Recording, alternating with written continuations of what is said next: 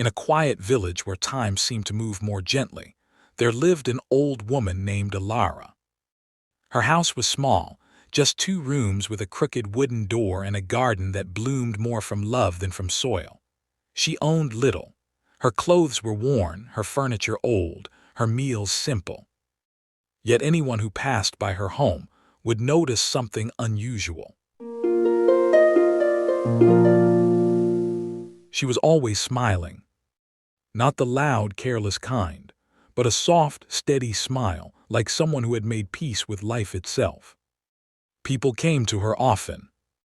Not because she was rich, not because she was powerful, but because she was at peace. And in a world full of noise and wanting, that made her rare.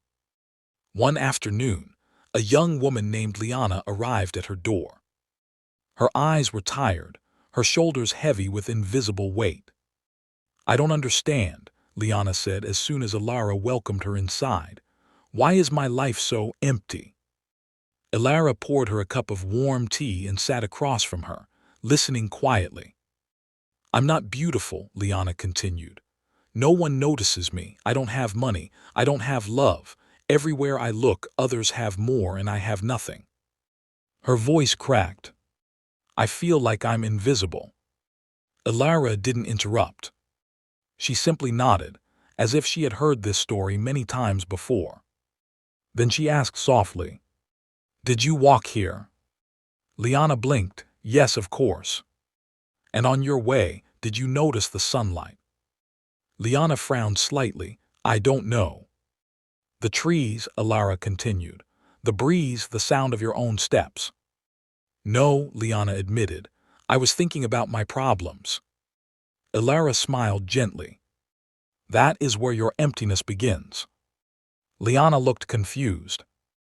Alara stood up slowly and walked to her small window. "Come here," she said.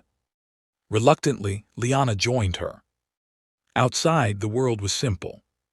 A bird perched on a fence. Leaves danced in the wind. The golden light of the afternoon stretched across the ground. "Tell me what you see," Alara said. Liana hesitated. "Just normal things." Alara shook her head softly. "No," she said. "You see nothing because you are looking for something else." She turned to Liana, her eyes kind but steady. "You are waiting for life to give you something big enough to make you feel worthy," she said. "Beauty, wealth, attention, love." Liana swallowed. "Yes." Alara smiled again, but this time there was something deeper in it. "But life doesn't begin with big things," she said. "It begins with small ones." She picked up a simple, slightly chipped cup from the table. "This cup," Alara said, "is not special, but it holds my tea every morning, and every morning I am grateful for that." She pointed outside. "That bird does not sing because it owns the sky. It sings because it is alive." Then she looked directly at Liana. "And I smile, not because I have everything, but because I have learned to see everything." Liana felt something shift inside her. "But how does that change anything?" she asked quietly. "Gratitude won't make me beautiful or rich or loved." Alara stepped closer. "It will," she said gently, "just not in the way you expect." She placed a hand over Liana's heart. "When you are grateful," Alara said, "your mind becomes peaceful. When your mind is peaceful, your presence becomes warm. When your presence becomes warm, people feel it. And when people feel it, doors open." Liana's eyes filled with tears. "You're saying, I don't need more to be happy." Alara shook her head. "I'm saying," she whispered, "that happiness is what allows you to receive more." The room fell silent.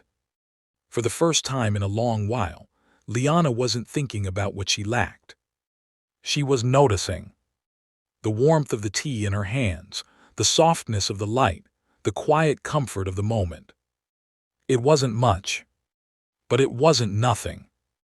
Days later, people in the village began to notice something new.